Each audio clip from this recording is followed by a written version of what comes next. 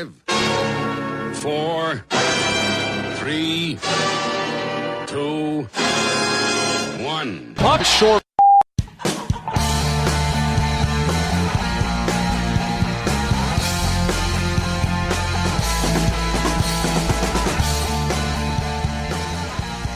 Hello everyone and welcome to a brand new episode of the One Puck Short podcast. It is Sunday the 10th of January 2016 and I'm your host Rob McGregor. Travis Yost of the Hockey PDOcast is joining me this week to talk about some of the big trades we saw this week. So without further ado, let's jump right in and get going. One Puck Short is brought to you in association with Eastside Hockey Manager, an in-depth ice hockey management simulation brought to you by Sports Interactive and Sega, developers of the world-famous Football Manager series, available now for PC via Steam. Joining me now on the One Puck Short podcast, co-host of the Hockey PDOcast and a writer for TSN, please welcome to the show Mr. Travis Yost. Hi Travis, how are you? It's first person. It's funny because I've been doing the Hockey PDOcast for probably, it feels like, I think we've been doing it for about 3 or 4 months now, yeah. and I never remember that I'm a co-host, and then people remind me on different podcasts that hey, co-host the PDOcast, and I'm like, oh, yeah, I do. I always forget that. Yeah, you and Dimitri are doing pretty well, I think, so far with the old PDOcast. Yeah, it's funny. The idea with starting that was literally one thing. It was, yeah, there doesn't seem to be a ton of hockey podcasts out there, so let's just do one. And it's, I don't know, people seem to like it. I don't know why. Maybe it's probably Dimitri. I'm not really sure why everyone likes it so much, but we've gotten really cool reception and a lot of people interacting with us. So I am thankful for that.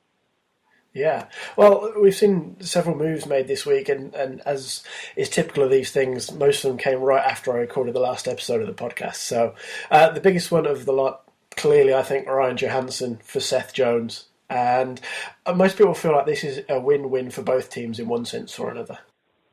Yeah, I do think it's obviously a need-for-need trade. I think, and this is something I've mentioned, I think I mentioned it on TSN 1050 in Toronto this week, but I think I'm more comfortable with the Nashville side of the trade, and I'll explain why. There is, first off, I think both teams did obviously well here because Columbus had an obvious need for a defenseman, a blue liner that can skate, move, block in that top four, and Nashville had an obvious need down the middle of the lineup, and it's like, oh, this trade makes way too much sense. But I will say this, in a forward for defenseman swap, especially like this one, I think I am more confident, because the common reaction was, okay, these players are pretty equal, let's swap them, and, we address both needs. Yeah. I think there's a little more assumed risk on the side of Columbus here than probably what's being let on, and I think you can reduce it to this. Me, you, every single person on planet Earth is almost certainly a better evaluator of forward skill than defenseman skill. Yeah. And the reason why I point that out is, like we have points that can capture a forward's productivity. For defensemen, you can look at points for a true defenseman, but not really. It's not very reliable. Corsi Rowe is really good for defensemen, but stat-wise, it's harder to pin down a truly productive defenseman relative to its forward counterpart. And when you sprinkle that in with the fact that Seth Jones has kind of been insulated in some parts of his career in Nashville, and now he's going presumably to a Columbus team where he's going to have to shoulder a heavy burden because that blue line just is terrible compared to the one he was on in Nashville.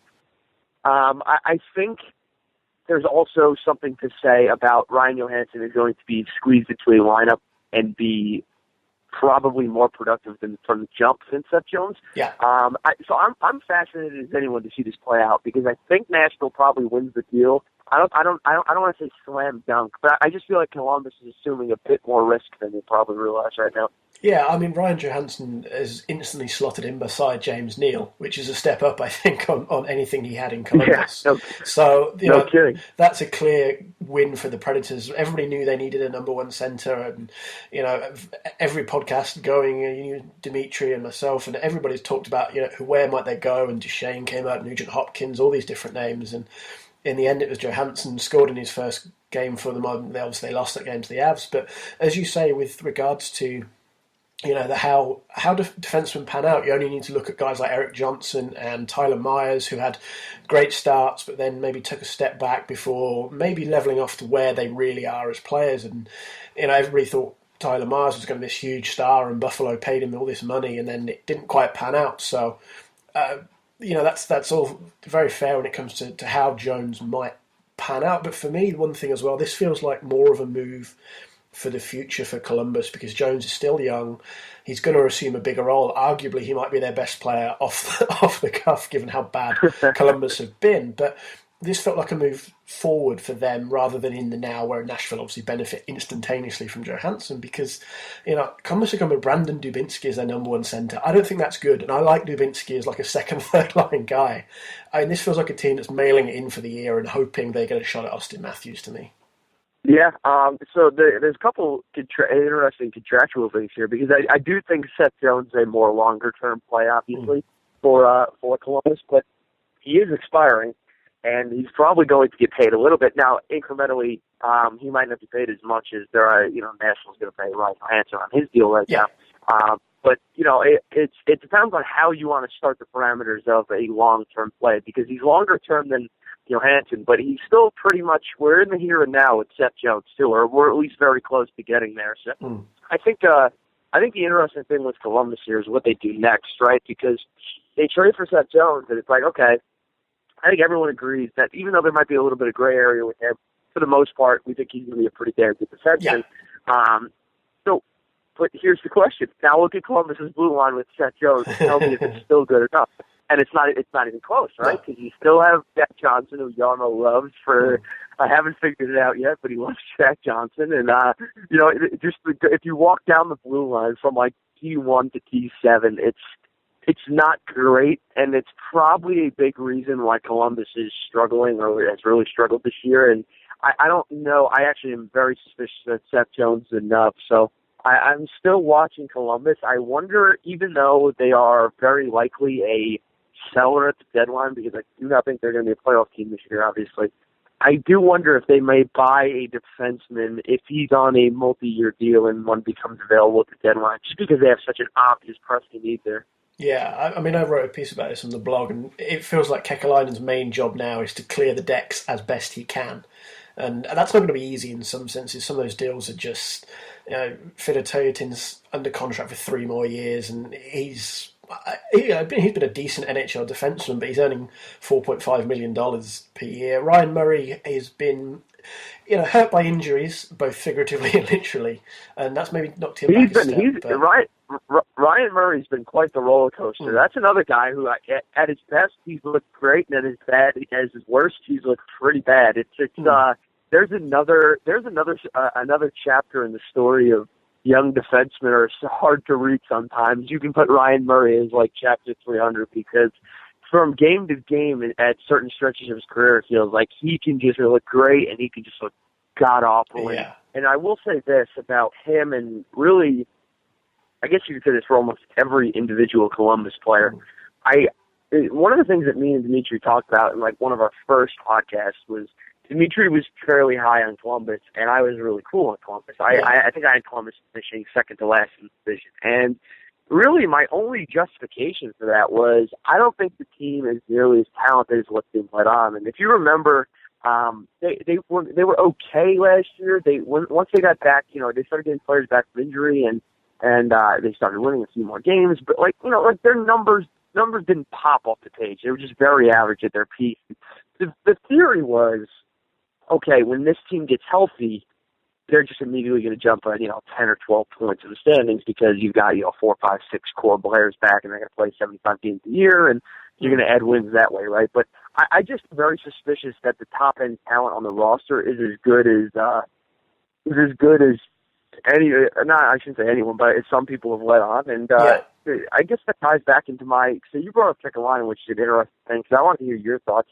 I mean, how do you grade his run, I guess, over the first few years of his being a GM in the NHL? Like, I was super excited for him, because he seems to be saying all the right things when he's imported over, and his first couple moves made a lot of sense. And then you kind of look at the last 20, 25 transactions by Columbus, and you kind of step back and you say, yeah, it hasn't really been great in Columbus. Should his job be on the line going forward?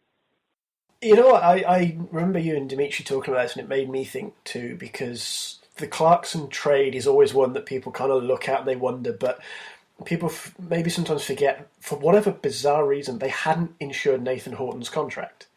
So he was only ever one bad injury away from being kind of a financial problem for them. Maybe not literally in cap terms because he'd been on the LTIR, but you're paying a guy actual dollars to do nothing.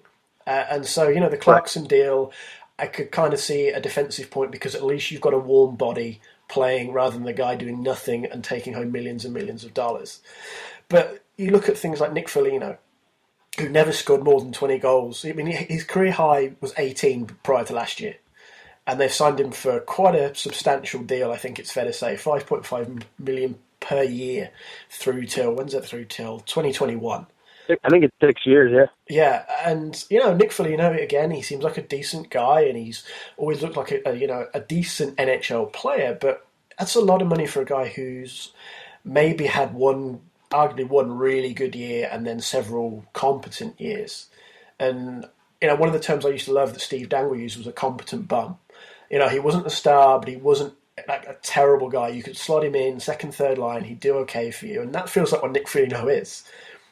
But, you know, again, it feels like he's being paid more than that. And as we said, you've got, I mean, David Savard, I'm not wild about his extension. I think he's okay, but, you know, again, that's a long-term extension. And the Tortorella, the whole coaching change thing. And, that just, I can't put it into words. So I'll break this down into two separate thoughts, but I think you're really hammering home the first point well, which is Columbus has a lot of money tied up in okay players, and I don't. To your point, I don't even hold the Clarkson deal against Columbus because that was a very tricky financial spot for them. I don't think you could talk about whether they should have went out and acquired Nathan Horton in the first place. That's probably a fair point to debate. But when they put themselves when they were forced into the situation where Horton was facing very real, serious long-term injury issues. They needed to get the money off the books because it wasn't insured, and a team like Toronto can swoop in and say, yeah, we can bite that bullet. That's no problem to us. Oh, by the way, I think David Clarkson's contract, which is just horrific. It's not a horrible deal for Columbus. I don't hold that against them. That was very financially driven. It's the moves like Foligno where, you know, a player shoots 10%, 9%, 11%, 10%, 9% his career. Oh, then he shoots 18%, 17% last year. 6-year, $30 million contract. And lo and behold, I can't remember, I checked like 2 weeks ago, I think, but I believe at last check, Nick Foligno was shooting somewhere between 6 and 7%.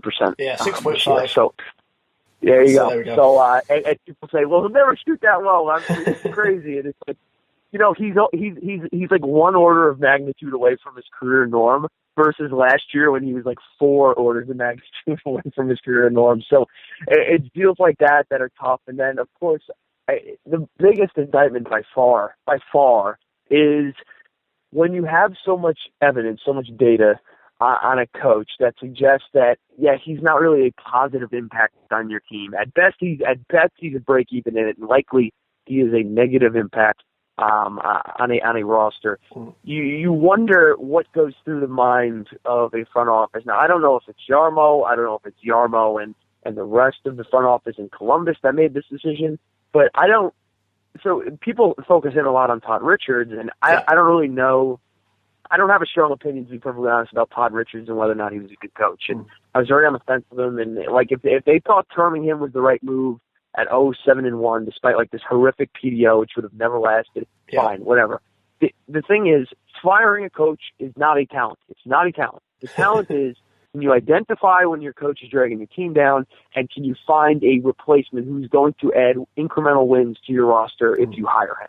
And that's the part I struggle with because they fired Todd Richards, and their plan was, let's hire a guy who has consistently, basically in Tampa Bay, Vancouver, New York, and now Columbus, teams take at least like a 1.5 step back in shot differential and goal differential when he coaches, and then when he leaves, they usually take a 1.5 forward in terms of shot differential and goal differential. And a lot of these teams have very similar rosters, and it's happened over 3 teams now, and I include the Columbus data too. So I don't know. It's a very curious thing, and I would assume that they think that their defense is so problematic, and he's going to get them into that culture of let's block shots like lunatics and let's defend. And like I get that that's where Tortorella excels. Like his guys will play hard, but will they play hard and right? I think that's a very fair question. I don't think the answer is yes. Yeah, I mean, the other thing, just looking at their cap situation, we said they've got a lot of money tied up to okay guys. They've got $2.3 million in cap space right now, but they've got a ton of guys on the injured reserve, including Bobrovsky and Clarkson. But come the end of this season, they need to re-sign Boone Jenner, who's an RFA. Jones, we mentioned. Ryan Murray's an RFA. I mean, Dalton Prout, whatever you think of him, he's another one, though. That these are contract situations they need to deal with. And the only guy you could really say he's clearly coming off the books is René Bourque. He's a UFA, they can walk away, but I'm struggling to see how they're going to get all these guys under contract because that injury, the injured reserve, the money they're going to capture there, that's not going to last. Foligno will be back, Clarkson, Bobrovsky, and boy, do they need Bobrovsky back at his best. But and that's a hell of a mess for Kekäläinen to sort out moving forward. Yeah, so you mentioned René Bourque, which is comedy because do you remember what the trade was for René Bourque? I don't know.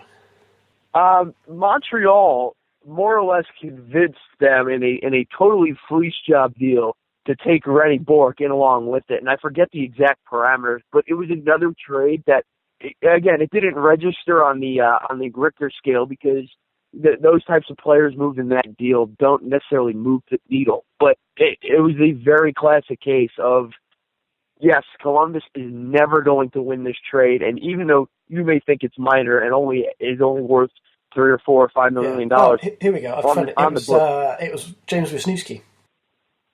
Yes, correct. So Anaheim at the time, James Wisniewski, at the time, you could have very easily made the argument that James Wisniewski was the team's best defender. Yep. And they pretty much gave him up, and I don't really, we're not usually in the NHL. We're not usually in the business of trading away our best defenders or second best defenders. Unless we're getting a pretty substantial haul, and Columbus did not get that, and lo and behold, what are they trying to do now, right? Address the defense. And like I get it. You could make the argument that Wisniewski was maybe at best a 3 on a team or something. I don't know where you want to go with that, but either way, even if your worst case evaluation of Wisniewski, you wouldn't land that trade with Montreal, and that's usually like people like to assess. That's the part I struggle with GM evaluation and coach evaluation. And so much of it is tangled with one another, right? Like it's very hard to measure. But I do think the things you can measure with GMs are: do the free agent signings make sense? Are the trades more often than not won by your organization? Things of that nature. And you try and separate it or pull it away from what a coach does, which is how does he sort the line combinations? Is this optimal? Does he pull the goalie? Stuff like that. Yeah. So, I think my overarching point with Jarmo is he's grading pretty well right now on the GM scale, and he can dig. I'm sure he's going to get a little bit more time. He can dig himself out of that hole, but I don't think that he's won many big decisions in his career. Yeah, it's an interesting one. Let's move on slightly. We talk about grading GMs, and another major move this week we saw Vincent Lecavalier and Luke Schenn head to Los Angeles. I mean, this seems like a pretty smart move by Ron Hextall, all things considered. So first off, when this move occurred, I was blown away because I'm like, I didn't even think Lecavalier's contract is movable. Period. And then Luke Schenn, it very quietly has become like this. I don't want to overstate it, but he's become like a reliable third pairing guy. Yeah. The whole thing about this trade that doesn't make sense to me is LA. And I know Philadelphia is retaining salary here, but LA who is very tight against the cap, has essentially said, okay, we're going to box this is our push to the Stanley Cup move here because now they've eaten so much cap, and they're basically accelerating their trade deadline from March to January, and their move is let's add Vinny Lecavalier, who I'm almost certain is toast. I don't think he's going to add any value to that LA team, even though he had an assist. I think he had probably his secondary assist in his first game. I would bet we're going to see him in scratch territory relatively soon there.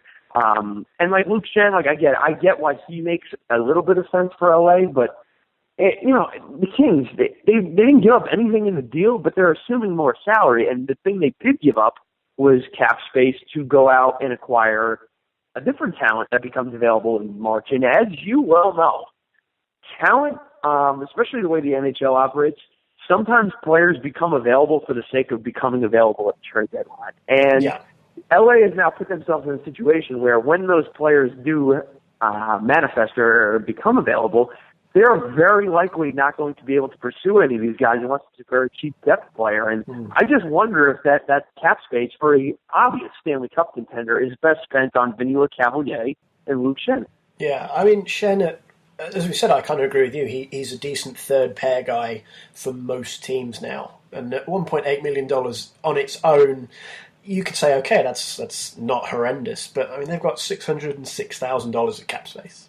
And that's, I mean, I suppose the Kopitar deal will kick in next year. But even moving forward, they're a team with, again, limited options. And, you know, I agree. What exactly does Vincent Lecavalier add to this lineup? And I know people have said, you know, experience and all this sort of stuff. It's the LA Kings. They don't really need any more experience in winning over the last few years. You know, they may be the best at it bar the Blackhawks at winning Stanley Cups in recent years and winning games and stuff like that and when it matters. So, yeah, I mean, I can't really make sense of it from the Kings' point of view. For Philadelphia, I think it's great. Hextall's just, you know, clearing the decks as best he can in some bad situations, whether that means burying guys like McDonald and Sam Gagner, who, you know, I would like to see get a chance somewhere because I think he could help someone, but not on the deal he's on. But, you know, Hextall just seems to be trying to make the best of a bad situation he was dumped in. You know, and it just, I don't know what Vincent Lecavalier brings to a team like LA or any team. Yeah, that was a perplexing move. And here's the other thing, like, we didn't really, I think me and Dimitri might have touched on this a little bit, but, like, LA is really betting on Vinny Lecavalier retiring at the end of the year, too. Like, let's not do it again. This ties back into what kind of risk are you assuming? When you're doing your, your analysis, which I'm hoping all these teams do, and it's not like a 10-minute, round table discussion here, you have to weigh, the risk of, you have your random variance risks, and you have like your opportunity risks, and then you have your forward-looking risks, right? And in this case, Philadelphia is in a situation, LA is now in a situation where they have I believe a promise of Vinny Lecavalier to retire at the end of the year, which grand, right? So that's fine. It's a little ironic though that Dean Lombardi was complaining about, the sanctity and character and integrity of Mike Richards, and now he's going to bet on a player to not live up to his contractual expectations and just retire at the end of the year to give LA cap relief. And you know what? That's probably what's going to happen. But you cannot sit here and tell me that there is a 100% chance that Vinny Lecavalier retires at the end of the season, period. It's just impossible to believe. Yeah. If you want to say it's 95%, I'd say I'm on board. But even if that's the case, this ties back to what I was saying to Dimitri was, if Lecavalier scores, 15 points in 28 games down the stretch, and he's picking up a lot of assists, kind of like we saw. The team is spending crazy minutes in the ozone, and maybe a couple goals bounce off his shins and into the net, and he sits around and says, "Man, I love LA. I love the team. This is awesome. You know what? I'm going to stick around for just one more year because I think I have just enough left." What is Dean Lombardi going to do? You can't tell me that that's an impossibility for it to occur. No, it's not. And looking at the situation they've got, even if Lecavalier retires, that takes, $2.25 million off the books. They've still got to fit Kopitar in, who's probably, in line for 8, maybe more, depending on how that goes. Lucic is a free agent. Are they going to let him walk away? That would be a major risk, I think. Trevor Lewis, again, depth guy, but they're going to take some hits. Their depth is going to take a few hits, especially on the blue line where Schen's a UFA, Ehrhoff's a UFA, McNabb's an RFA, Bain's a UFA. They need a backup goalie. They'll get guys back from the injured reserve. I mean, as you said, if Lecavalier changes his mind and says, actually, I quite like it here and I think I've got another year, Ron Hextall takes it on the chin with what the Flyers have retained, but that could really cause the Kings some serious, serious problems. Yeah. So one other thing, too, and you brought it up just now, is so L.A., they've kind of been a roller coaster team in the front office, right? In the last 2 years, they make a bunch of good moves, they make a bunch of bad moves, and this, we've talked about this at length about GMs and how to evaluate them. And look, no GM is going to win every single move, and some GMs are just going to It's all about having a good to bad ratio. If he's got like a 4-1 or 5-1 ratio, you're a star. A guy like Jim Hill, for example. Now you can make the argument that okay, his goaltending situation, at least as it pertains to the dollars on the roster, does not make a whole lot of sense. And then you say, oh yeah, but he turned essentially is Patrick Sharp. Yeah. He turned Alex Chiasson essentially into Jason Spezza. You go so and so down the list, and you say, wow, he is really adding to his team. So the LA front office is interesting because I feel like they're right around break even, and I'm only talking about recently in the last couple of years because obviously they've added so many wins. It's like comical with acquiring guys initially like Anze Kopitar through the draft, Dowdy, and you can pretty much do whatever the hell you want to your roster as long as you have those two guys running around. And I just this gets back to that trade, that Milan Lucic trade. And I was having so much fun just killing Boston for what happened in that like week-long window where every single thing they did was just comedy. It was just pure comedy. And then the Lucic trade goes down, and I'm like, that makes a lot of sense for Boston. And I can't remember who it was, so I have to apologize. Someone on Twitter pointed out that, and I don't follow prospects very closely. I don't have a lot of time to, and personally, I don't think they're very good, and I just want to see them be decision. The deal that occurred there between Boston and LA,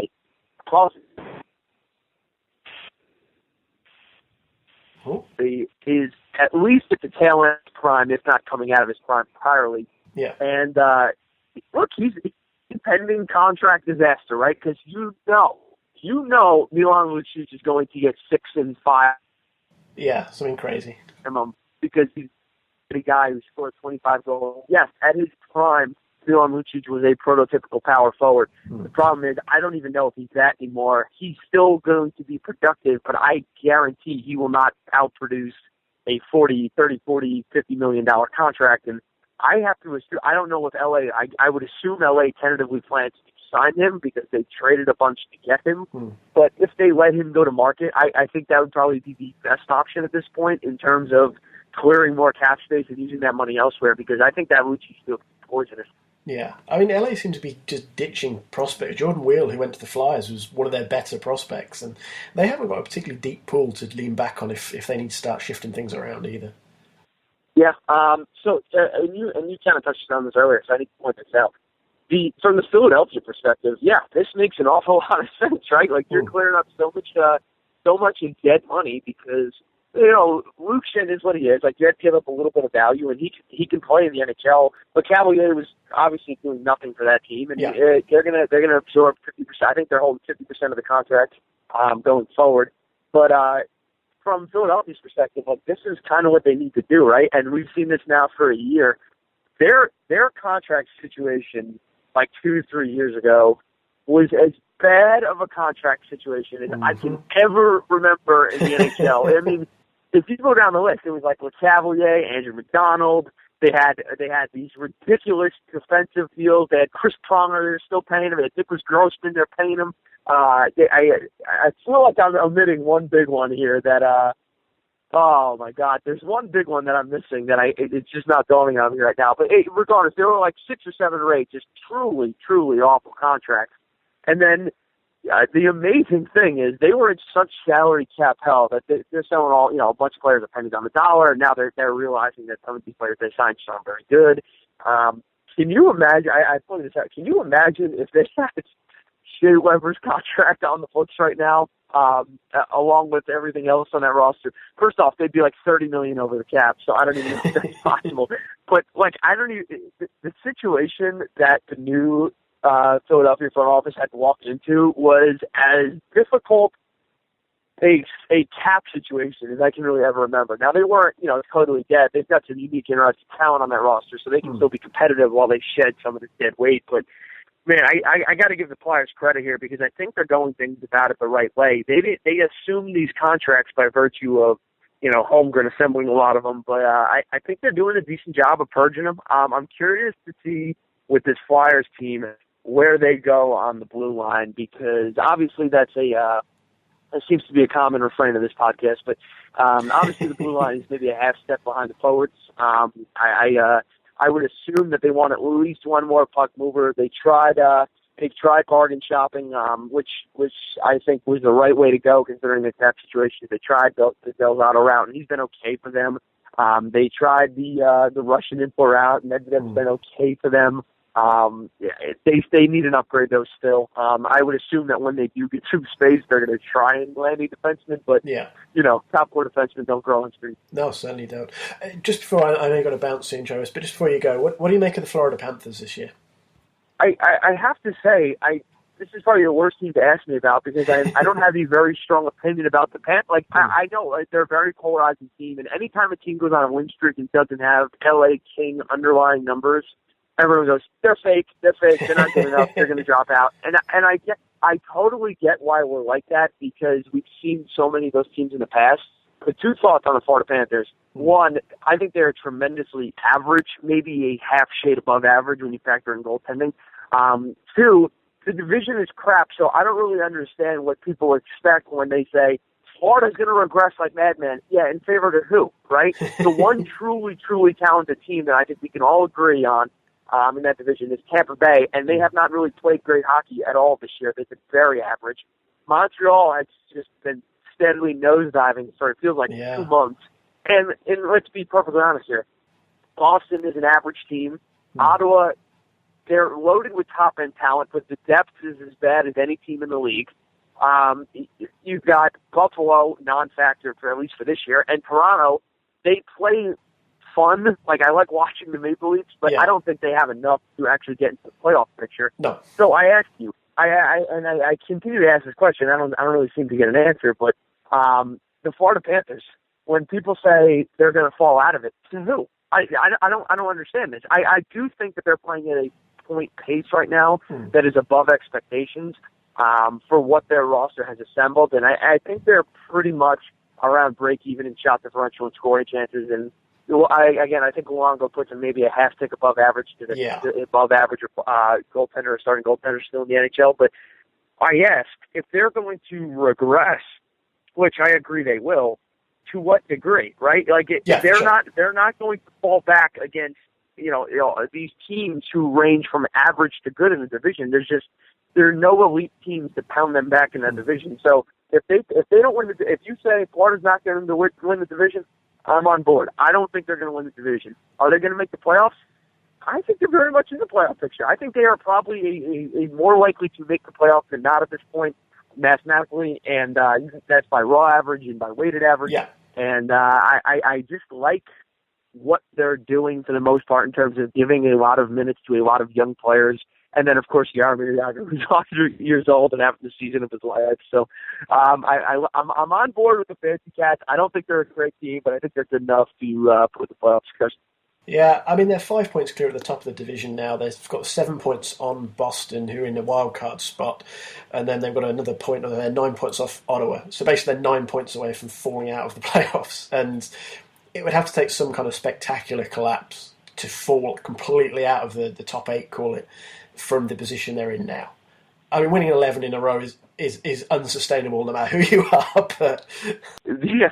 The NHL must hate that they're 9 points up because they prefer 30 teams to be separated by 4 points in March. So they think they have 25 teams at the trade deadline thinking they're going to make the playoffs. So it's I'm sure this is killing them that a team is 7 to 9 points away from falling out of it. I mean, just looking quickly, Michael Blake McCurdy over at Hockey Viz has got his probability charts up, and Florida have got a 90% chance of making the playoffs. So, I think I would probably put it around. Yeah, at this point, I think I'd probably without looking at for sure all the numbers, I put it around 80%. But I still think that's pretty substantive and pretty high. So I don't think Mike is overstating. Yeah, and chances are they might be buyers at the deadline if they can sort out their depth. Cause I don't think their bottom six, as it's often termed, is great. And if they can add to that, then that's the biggest point of concern for Florida. If they're buying, which I'm assuming they will, and they should buy. They've got to get a couple depth players, depth forwards in that lineup. The bottom six is going to get them killed in the playoffs if they do get there. you cannot roll that out against teams like Tampa Bay and Detroit and expect to come out with break even at best. And that's just in the division. Like if you run that against Washington, you're going to get killed. So I would hope that the front office is pretty savvy. The Jets' analytical minds in the front office, I trust them that they will more likely than not make the right decision, but I never want to make guarantees. So let's see. No, I mean, moving forward, they've also got guys like Rocco Grimaldi and Lawson Krause in the system. So, they're looking pretty good, I think, moving forward, the Panthers there right now. So, anyway, Travis, as I said, you got to bounce because you're in the middle of moving. So, thank you very much for taking the time out to join me today. Thank you, man. I'm going back to bed. Thanks. Take care, buddy. Cheers. One. Puck short. And there we go. Thanks again to my guest, Travis Yost. You can follow him on Twitter at Travis Yost, YOST. And you can find the Hockey PDOcast at www.hockeypdocast.com as well on iTunes and other places. And also, of course, you can find him on tsn.ca/NHL where he writes for them quite regularly. Just a quick bit of housekeeping before we wrap this episode up. You can follow me on Twitter at RobMcGregor35. You can email the show onepuckshort@gmail.com if you've got any questions, comments, anything you want to get off your chest about the NHL, the British game, or any other league or championship or tournament or whatever around the hockey world. That's how you can get in touch with us. You can like us on Facebook, facebook.com/onepuckshort. You can also find on the blog a couple of ways to help support One Puck Short. There's a PayPal donation link, and there's also an Amazon affiliate link. The PayPal donation link does pretty much what it says. You click the button, ask you what you'd like to donate. If you think we're worth £1, £10, $1, $100, whatever, everything goes back into helping keep the show running, costs and equipment and all that sort of stuff. The Amazon affiliate link, basically you click that, it takes you to Amazon as normal, you shop as normal, it doesn't cost you a penny extra. When you hit pay at the checkout, we get a little kickback from the guys at Amazon, and again, it all gets funneled back into the show. That's about it for this week. There's a couple of bits on the blog which you can find at onepuckshort.wordpress.com. One article about Shea Weber and actually what it would cost the Predators in cap recapture terms should he retire before the end of his deal, and some of the numbers are quite shocking. So again, you can find that on the blog as well as various other articles from the last few days. Thanks again for joining me. Thanks again to my guest Travis Yost. I'll speak to you all again very soon.